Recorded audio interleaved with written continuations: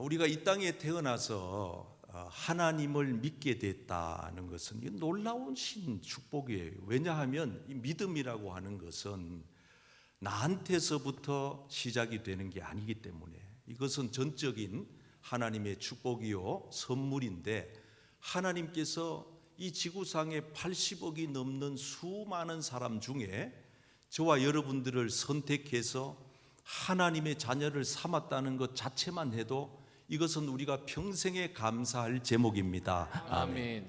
그런데도 불구하고 우리가 이 세상 살면서 죄 가운데 물 먹든 마시고 먹고 이렇게 살지만은 예수님이 우리를 위하여 십자가에 피 흘려서 그 죄까지 다 해결해 주시고 지옥의 불구덩이에 떨어져야 할 우리가 하나님의 은혜로 천국 백성으로 소망 가운데 살아갈 수 있다는 것은 아무리 생각해 봐도 이것은 축복이요 은혜인 줄 믿습니다. 아멘. 여러분, 예수님을 믿는다 하는 이 말은 다른 말로 표현을 하면 예수님의 길을 따라간다 하는 말과 같습니다. 한번 따라 하실까요? 예수님의 길을 따라가는 사람. 누구의 길을 따라가느냐? 이것은 인생 일생일대의 가장 중요한 선택입니다. 여러분, 이번 사순절 기간에 저는 이 주제를 가지고 몇 주간 동안 함께 말씀을 나누려고 합니다. 예수님께서는 우리에게 날 따라와라 이렇게 말씀하셨거든요. 그래서 우리들도 거기에 이제 응답을 해서 주님 제가 따라갈게요 하고 이제 여기까지 오신 건데, 오늘부터 사순절 끝나는 그때까지 우리가 말씀을 함께 나누면서 예수님을 따라가기 위해서는 어떤 각오와 어떤 마음가짐, 자세가 필요한가? 예수님이 우리에게 하신 말씀을 오늘 세 가지로 함께 나누려고 합니다. 자, 첫째, 한번 따라 하시겠습니다. 예수님의 길을 따라가려면 자만심을 버려야 합니다. 아멘. 여러분, 예수님의 제자들과 예수님이 오늘 이 본문 누가복음 9장에서 참 여러 가지 사건을 접하게 됩니다. 아주 기적 중에 기적을 경험하게 돼요. 이 본문 말씀에 나타나는 세 가지 사건을 소개합니다. 자, 먼저 한번 보세요. 첫 번째, 병자들을 치유하는 사건이 이 누가복음 9장 1절부터 5절까지 기록이 되어 있어요. 예수님께서 제자들에게 손 얹어 기도하면 병을 낫게 하는 겁니다. 놀랍지 않아요, 여러분? 귀신이 떠나가는 겁니다. 이게 제자들이 훌륭해서가 아니라 예수님이 그러한 능력을 제자들에게 주셨다는 거예요. 저는 오늘 예배드리는 여러분들에게 하나님께서 귀한 능력을 허락해 주시기를 축복합니다. 아멘. 두 번째 사건은 10절에서 17절까지 나오는 사건인데, 보리떡 5개하고 물고기 2마리를 가지고 거기 모인 5,000명이 넘는 사람들에게 다 배불리 먹이고, 그리고 남은 음식을 다 모았더니 12바구니에 가득 차게 되는 오병이어의 사건이 기록이 되어 있습니다. 여러분, 한번 생각을 해보세요. 만약 여러분들이 지금 그 사건 현장에 계셨더라면 어떤 느낌이겠어요? 와, 이거 정말 예수님 따라갈 만하네. 아니, 예수님과 함께 살만 하잖아.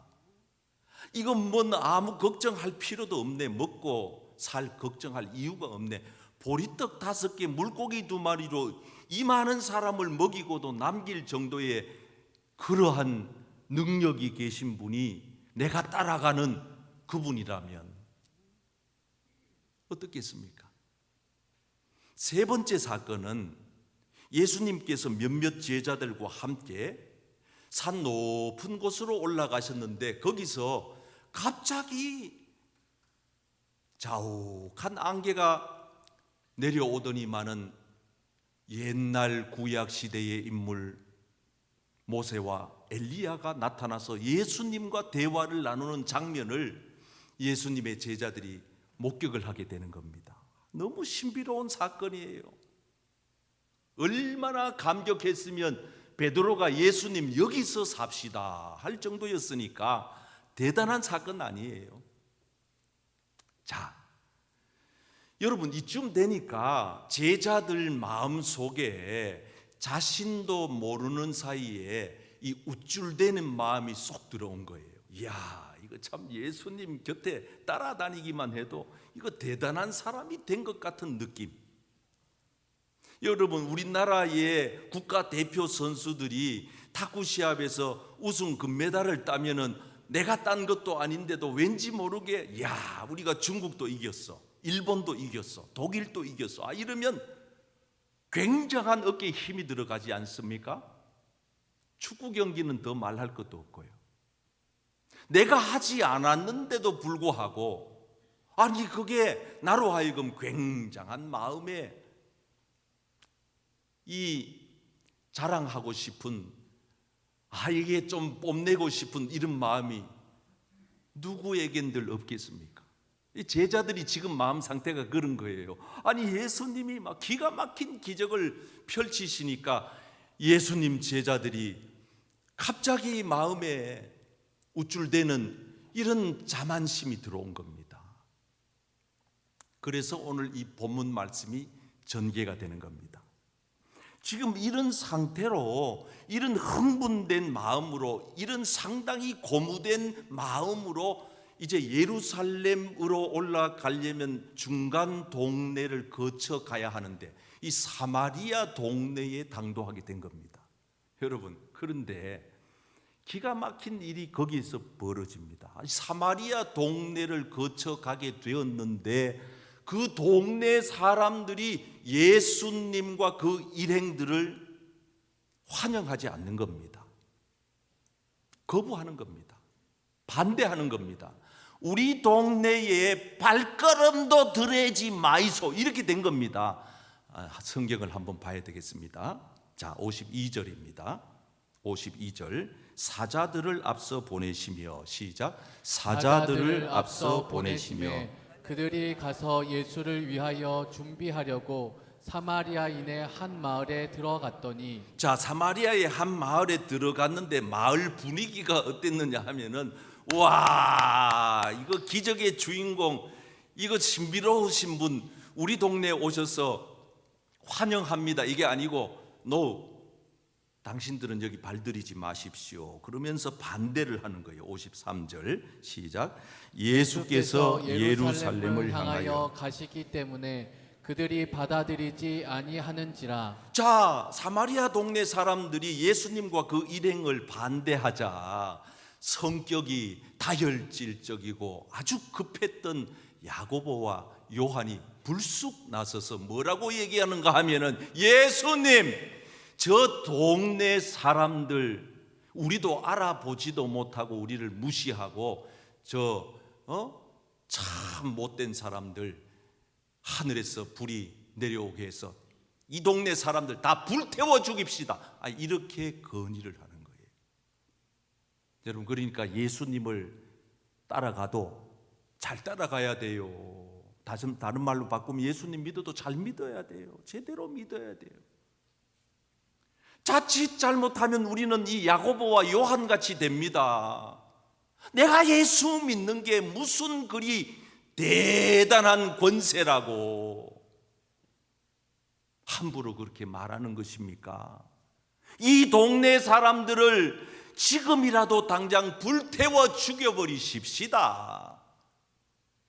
이게 어떻게 예수님을 따라다닌 제자들이 할 말입니까? 다시 바꿉니다. 어떻게 그런 말을 교인이 입 밖에 냅니까? 맞잖아요. 그러니까 예수님도 화가 나셨어요. 그 다음 절 보면은 예수님이 제자들을 꾸짖었어요. 화를 냈단 말이에요. 아마 성경에는 그렇게 안 나와 있지만 아이고 한심한 것들, 너희들이 나를 따라다니는 제자가 맞더냐? 막 이랬겠지요. 니까짓 게 목사라고? 아이고, 말하는 것 보니까 네가 교회의 중직자라고? 아이고, 네 말하는 것 보니까 예수님이 아마 그러셨겠죠. 꾸짖은 거예요. 꾸짖었어요. 그러지 마라.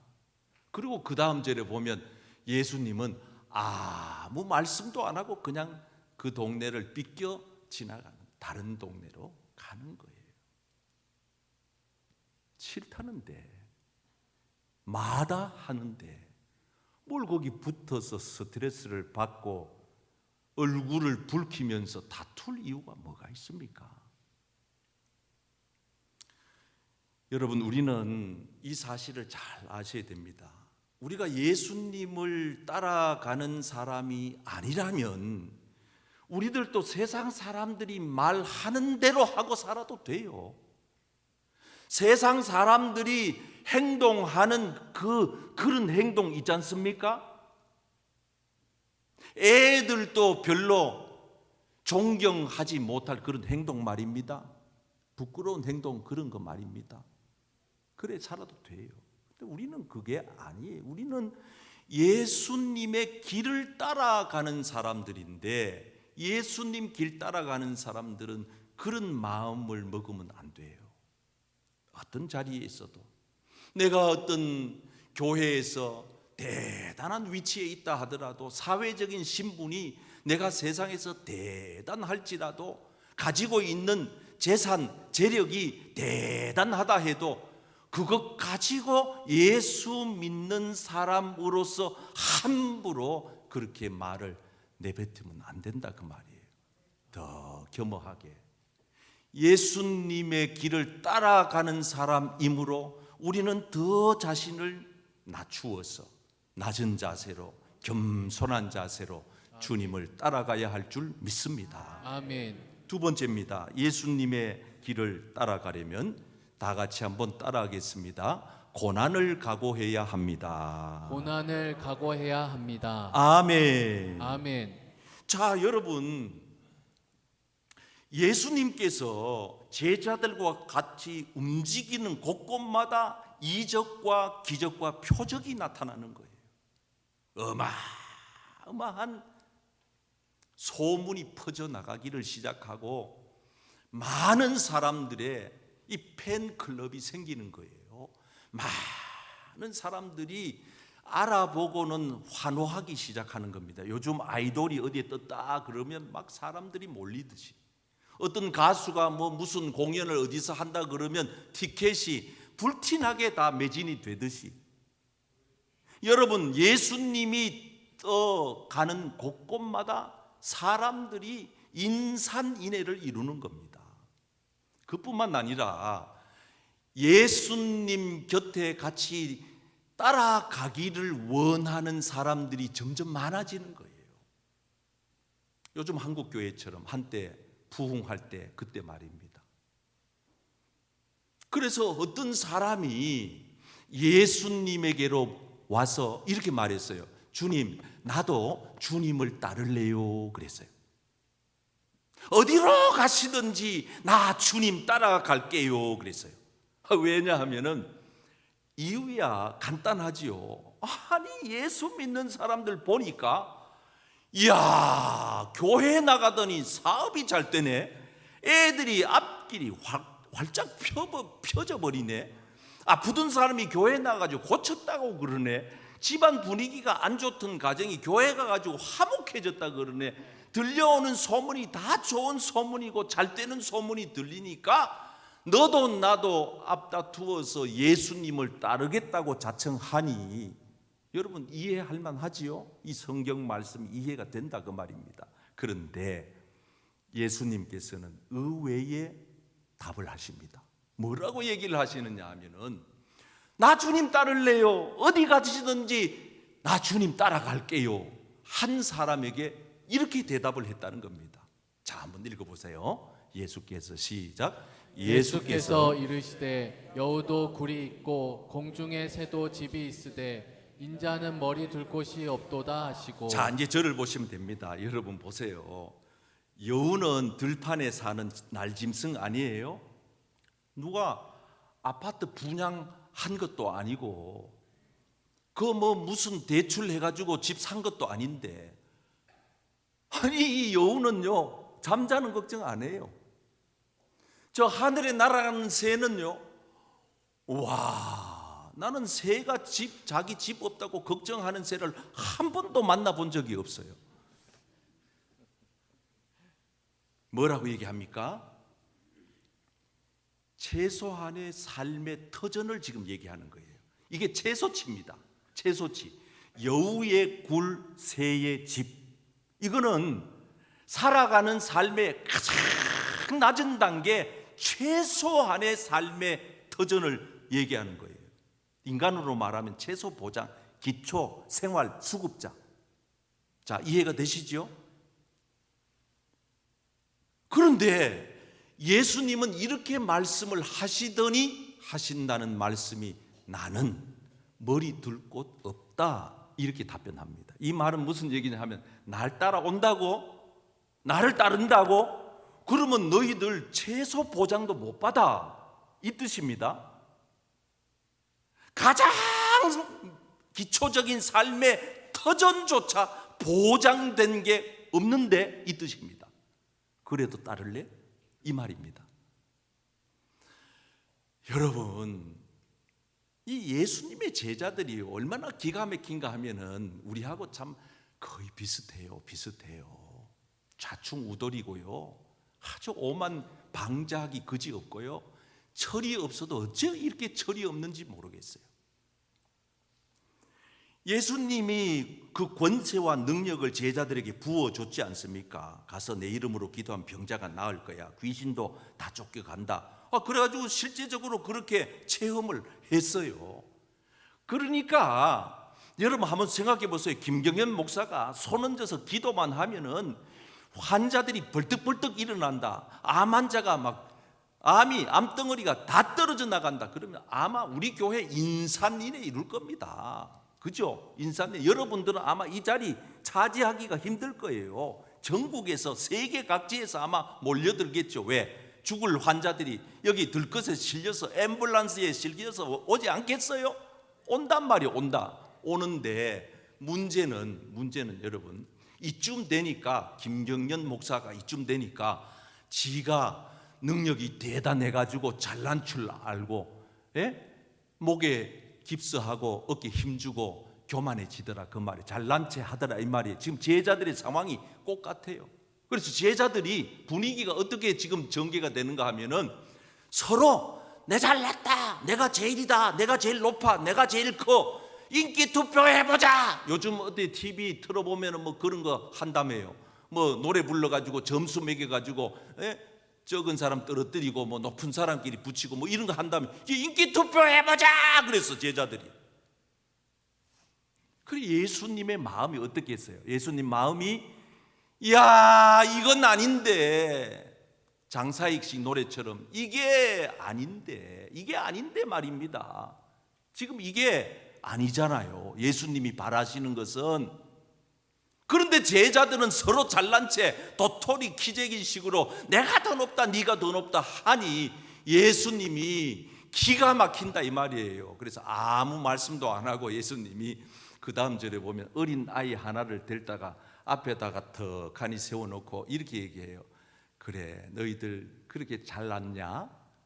그러면 이 아이처럼 돼야 돼. 작은 자가 돼야 돼. 큰 자가 되려면 작은 자가 돼야 돼. 섬김을 받으려면 섬기는 자가 돼야 돼. 너희들이 진실로 나를 따라오려거든 고생과 고난을 각오해야 하느니라. 아멘. 예수님 제자 중에 참 치맛바람이 센 엄마가 하나 있었는데, 그 이름도 유명한 야고보와 요한의 어머니입니다. 똑같은 본문을 이 사복음서에서 다루면서 마태복음에서는 세베대의 아들 그러니까 야고보와 요한의 어머니를 부각시킵니다. 이 어머니들의 치맛바람, 우리나라도 참 가관이지요. 뭐라고 얘기하느냐, 이 어머니가 이렇게 얘기해요. 와가지고 한다는 얘기가, 예수님, 우리 집에 아들 둘 있잖아요, 야고보와 요한.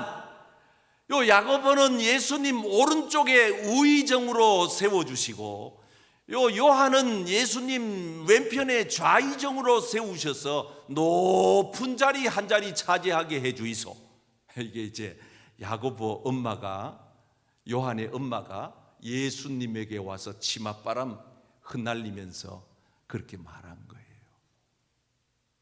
여러분, 예수님이 이런 얘기까지 들으셨어요.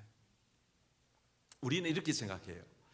야, 예수 믿고 진짜 목사 되면 참 좋겠다, 장로님 되면 참 좋겠다, 교회에 막 중직자 되면 마치 교회의 직분자 그 직분의 순서대로 영광과 박수와 갈채를 그렇게 받는 것처럼 생각해요.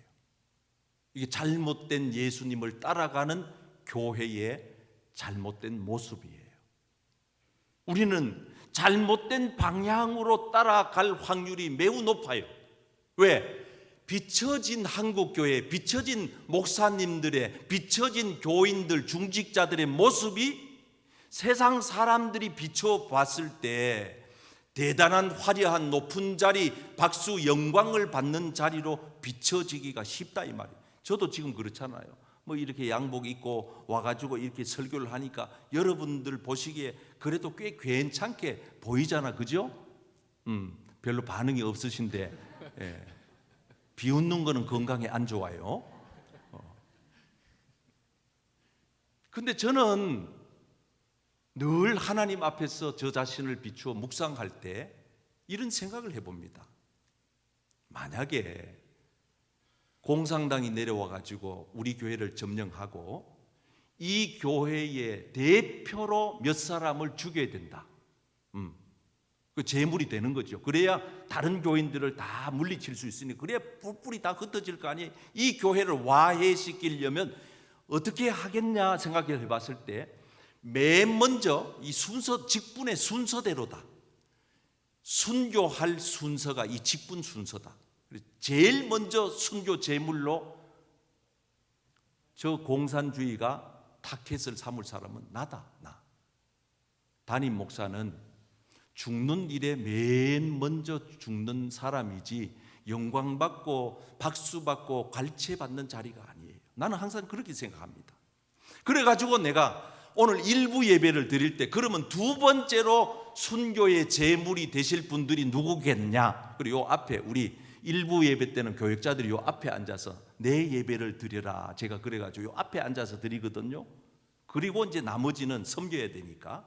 그리고 요 앞에 부목사님들이 앉았는데 내가 첫 번째 순교 제물이고 두 번째는 우리 교회 부목사님들이 아니겠습니까? 그러니까 부목사님들 얼굴이 전부 껌껌해지는 거야. 자, 그러면 세 번째는 누구겠습니까? 제가 생각할 때는 세 번째로 순교의 제물이 되실 분들은 장로님들이에요. 여러분, 장로라고 하는 거는 죽는 순서 서열 3이지 박수, 환영, 영광 받는 자리가 아니에요. 적어도 나는 그렇게 생각해요. 여러분, 우리가 예수님의 길을 따라가기 위해서는 좁은 길로 가셔야 됩니다. 아멘. 고난의 길로 가셔야 됩니다. 아멘. 그거는 어지간한 고생도 각오하셔야 됩니다. 아멘. 아멘. 그런 의미에서 저는 우리 교회 교인들만이라도 신앙생활을 좀 고생스럽게 할 각오를 잡수시기를 바랍니다. 아멘. 한국교회 교회 왜 이렇게 지금 병들어 가느냐, 이유는 간단해요. 너무 편하게 예수 믿으려고 그래요. 안 됩니다. 여러분, 편한 게 어디 있습니까? 진리가 편해요? 생명이 편해요? 천국 가는 게 그리 수월해 보입니까? 예수 믿는 게 그렇게 호락호락합니까? 아닙니다. 제가 목회를 해보니까 아니에요. 이거는 대단히 중요해요. 이거는 정말 사생결단을 해야 돼요. 어떨 때는 뼈를 깎는 고통이 수반돼요. 왜? 다른 사람들이 다 찾는 길이 아니니까 외로워요. 다른 사람과 함께 갈 수 있는 길이 아니니까 고독해요. 그래서 우리가 가는 길은 좁은 길이고 협착한 길이고 고생을 각오해야 되는 길이기 때문에, 그래서 의도적으로라도 이 사순절 기간만큼이라도 금식이라도 한번 해보라, 제가 그렇게 말씀을 드리는 거예요. 우리 교회에서 만든 이 영상 이번에 얼마나 잘 만들었어요. 이거 이래가지고 이게 뭡니까 이러는 분들은 곤란해요. 벌써 10개 붙였잖아요. 덕천교회 유튜브 채널에 딱 들어가면은 매일 아침 6시마다 3분짜리 영상이 올라옵니다. 그럼 그 영상으로 사순절 묵상을 하고 이 스티커까지 친절하게 줬잖아요. 하나씩 붙여나가는 거예요. 이제 10개 붙였어요. 내일부터 또 시작됩니다. 아직도 30개를 더 붙여야 해요. 그게 사순절이에요. 좀 어렵게 신앙생활 해보자. 기왕에 우리가 좀 예수를 제대로 좀 따라가려면 힘들지라도 한번 그래 해보자. 그래 성경도 써보기도 하고 찬송 필사도 해보기도 하고, 내가 할 거 다 하고 놀 거 다 놀고 그래 예수 믿지 말고, 좀 내가 좀 불편해도 내가 좀 힘들어도 예수님 가신 그 길을 나도 한번 제대로 한번 가보자. 예수님이 오늘 우리에게 하시는 말씀은 날 따라올래? 영광 받아? 박수 받아? 출세? 부귀? 명예? 아니야. 공중에 새도 집이 있고 여우도 굴이 있어. 하지만 나는 머리 둘 곳이 없단다. 그래도 날 따를래? 주님은 우리에게 말씀합니다. 마지막입니다. 다 같이 한번 따라하겠습니다. 예수님의 길을 따라가려면 우선순위를 잘 정해야 합니다. 자, 이렇게 많은 사람들이 와서 서로 따를래 그러니까 예수님께서 여우 얘기하고 새 얘기하니까 사람들의 태도가 조금 바뀌었어요. 이번에는 조건부로 따르겠다고 말합니다. 자, 첫 번째 59절 말씀 다 같이 읽어봐요. 또 다른 시작. 또 다른 사람에게 나를 따르라 하시니 그가 이르되 나로 먼저 가서 내 아버지를 장사하게 허락하옵소서. 지금 이 누가복음 9장의 말씀 스토리는 다 예수님을 따르는 얘기예요. 그런데 이 사람은 이렇게 조건을 제시합니다. 예수님, 내가 예수님을 따르고 싶어요. 그렇지만은 우리 집에 우리 아버지가 돌아가셨는데 장례식은 마치고 따르면 안 되겠습니까? 지금 이런 얘기예요. 장례라고 하는 거는 유대인이나 우리나라 풍습이나 매우 귀히 여기는 거 풍습 아시죠? 우리 교회는 특히 저의 신앙 목회 생활 가운데 중요점 중에 하나가 장례를 잘 모시자는 거예요. 장례를. 그래서 우리 교회는요, 다른 교회는 어떻게 하는지 모르겠어요. 장례식 예배는 기본이 3번이거든요. 보통의 예배는요, 돌예배, 회감 예배, 뭐 이사 예배, 계엄 예배, 입택 예배 다 딱 한 번이에요. 근데 돌아가신 장례식 예배는 기본이 3번이에요. 입관 예배, 발인 예배, 하관 예배. 근데 우리 교회는요, 이렇게 안 해요. 여기서 한 3번 정도 더 예배를 더 드려요. 교회 장례식으로 부탁을 하면 저는 첫 번째 돌아가셨다는 소식을 들으면 담당 교역자를 보내서 위로 예배를 처음 드립니다. 입관 예배 앞에입니다. 그 다음에 입관 예배가 마치고 그 다음 발인 예배까지 시간이 남았어요. 저녁에 우리 부교육자들을 보내가지고 위로 예배를 드리게 합니다. 그래가지고 위로 예배가 한 2번 정도 드려집니다. 그래서 종합적으로 보면 장례 예배를 6번 정도 드립니다. 우리 교회는 실제로 장례를 최선을 다해서 하자. 그래서 우리 장로님들도 올해부터 우리가 장례식 때 교인들 부의금을 대폭 상승해가지고 그리고 위로를 좀 하려고 하는 거예요. 자, 여러분, 유대인들도 이 장례 예법은 매우 중요한 예법이에요. 그런데 예수님은 이렇게 답변을 하시는 거예요. 자, 이걸 잘 읽어보셔야 됩니다. 그 다음에 뭐라고 얘기를 하느냐 잘 보셔요. 이르시되, 시작. 이르시되 죽은 자들로 자기의 죽은 자들을 장사하게 하고 너는 가서 하나님의 나라를 전파하라. 자, 그러면 하시고. 예수님께서 아이고 네. 맞다 가서 네 아버지 장례 치르고 따라와라 이래야 되는데 no, 아니야. 그거는 그 사람들한테 맡겨. 죽은 사람은 죽은 사람들이 장례하게 하라는 이 말은 그거는 네가 할 게 아니고 딴 사람도 할 수 있어. 그렇지만은 네가 지금 해야 될 거는 뭐냐? 너는 가서 먼저 할 걸 말하는 거예요. 60절 띄워보세요. 너는 가서, 한번 따라할까요? 먼저라는 말을 뺐다고 그랬죠? 한번 따라해서 너는 먼저 가서. 너는 먼저 가서. 너는 먼저 가라고 하는 이 말은 우선순위의 문제다 이 말이에요. 우선순위의 문제. 우선순위를 어떻게 정하라는 것입니까? 하나님 나라를 전하는 우선순위를 정하라 그 말입니다. 아멘. 아멘.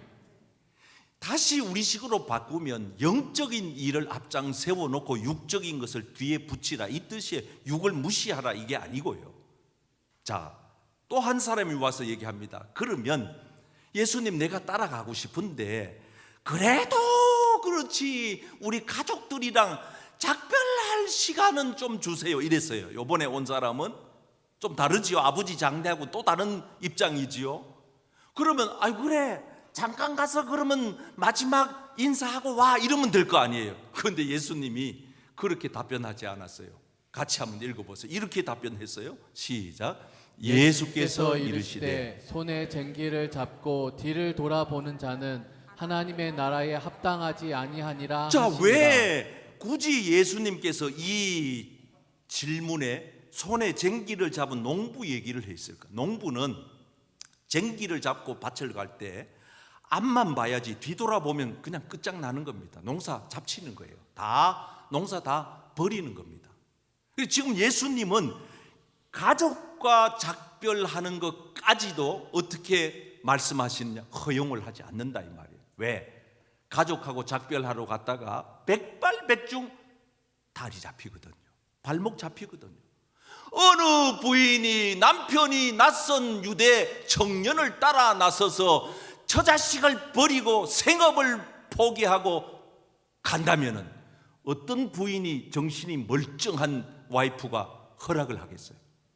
여보, 우리는 어찌 살라고? 나를 버리고 가는 자는 심리도 못 가 발병나. 그리고 남편 발모가지를 확 잡지 않겠어요? 예수님 다 아신 거예요. 네 가족하고 작별하려고 가면 백발백중 거기 잡힌다.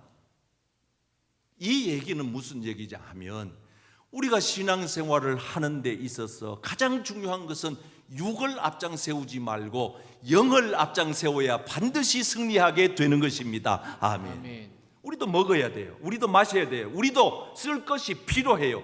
그걸 무시하는 게 아니에요. 그러나 예수님은 우선순위를 어찌하라는 겁니까? 너희는 무엇을 먹을까? 무엇을 마실까? 무엇을 입을까? 이런 것들로 염려하지 마라.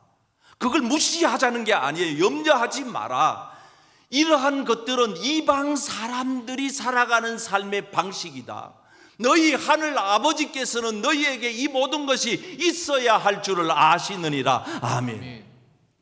그러면 왜 이 말을 했습니까?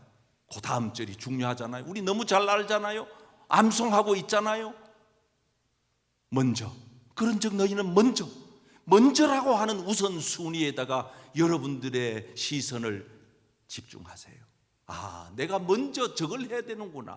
내가 지금부터 이게 우선순위가 뒤죽박죽이었는데 내 인생살이가 이렇게 고단한 이유는, 예수님 따라가는 이 길이 잘못된 이유는 우선순위를 잘못 정해놓고 살아왔구나, 믿었구나. 이걸 깨달으셔야 돼요. 한번 읽어보세요. 그런즉 시작. 그런즉 너희는 먼저 그의 나라와 그의 의를 구하라. 그리하면 이 모든 것을 너희에게 그래요. 더하시리라. 맞습니다. 아멘. 세상에 필요한 모든 것 우리도 있어야 됩니다. 그러나 중요한 것은 예수님의 길을 따라가는 성도들은 먼저 하나님의 나라, 먼저 하나님의 의를 구하고 살면 나머지는 하나님이 책임져 주시는 것입니다. 아멘. 먹고 마시는 것도 마찬가지입니다.